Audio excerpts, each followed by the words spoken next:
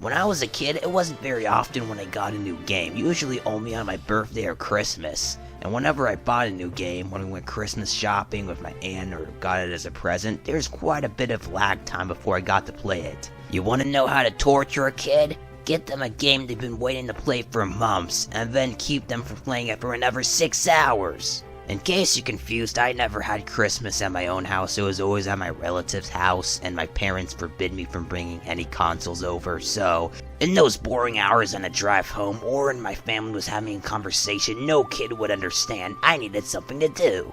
I couldn't play my new game, but there was something I could do. Read the instruction manual.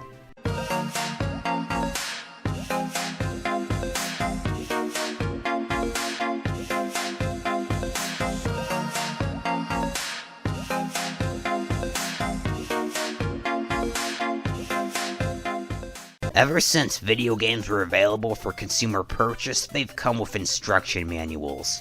Back in the days before the internet, it was absolutely mandatory for a product to come with one. They were a cool way to tell you about the game you're about to play, the controls, how to fight, how to save, and tons of useless safety precautions that no one, no matter how stupid they are, would probably need. Okay, never mind, I take that back. There's some pretty stupid people out there, but they're also good at adding a lot to the story before the days of cutscenes and long dialogue. In fact, a lot of older consoles like Atari 2600 and some NES games, the only story you got was from the booklet. The illustrations are pretty neat. Most of the time they're hand-drawn, fun to look at, and sometimes downright beautiful. It's also helpful when they come with maps to help you navigate some pretty cryptic worlds. Overall, I think video game instruction booklets are awesome. In fact, I've probably spent twice as much on certain games just so they come with their manual. But that leads me to the most annoying thing about them. Video game instruction manuals are uncommon as heck. Seriously, why doesn't anyone hold on to them? Do they run out of toilet paper or something? Seriously, how hard is it to lose? Just put it back in its case. I can rarely ever find games that come with their cover art and manuals for a good price, and that brings me to my next point.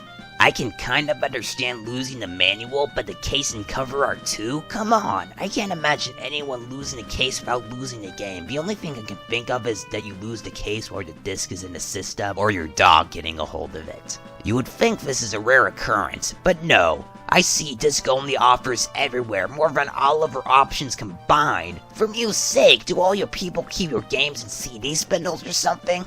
I think I've ranted enough on cover art, so let's switch topics. Instruction booklets are even rarer on cartridge consoles, like the NES, SNES, N64, etc. They all come in oversized boxes that everyone threw away, except for systems made by Sega, who are ahead of their time. I have a lot of Super Nintendo carts, but only one of them comes with its box and booklet, the rest are all naked. Coming with its box was the only real reason why I got Tetris Attack in the first place, and it's not even in that good of condition.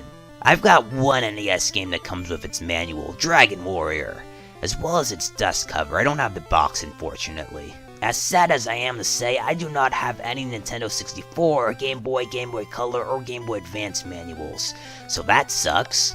Ever since the mid-2000s, game manuals have been on the decline, thanks in part to the internet, in-game tutorials, and digital manuals which frickin' suck. Going into the 2010s, a few games still came with their manuals on systems like the 3DS and Wii U, but most didn't, and even when they did, they are smaller in scale, usually only being like a poster.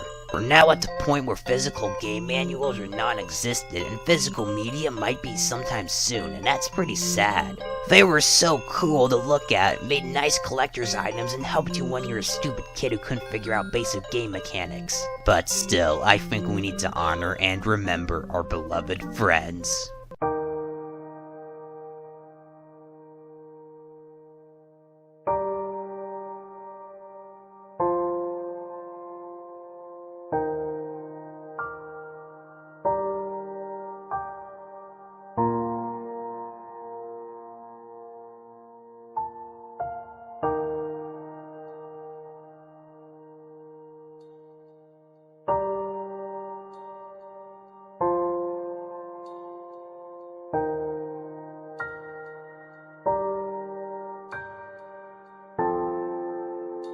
Wait a minute, why did I spend all that money on manuals when I could have looked them up online? Why?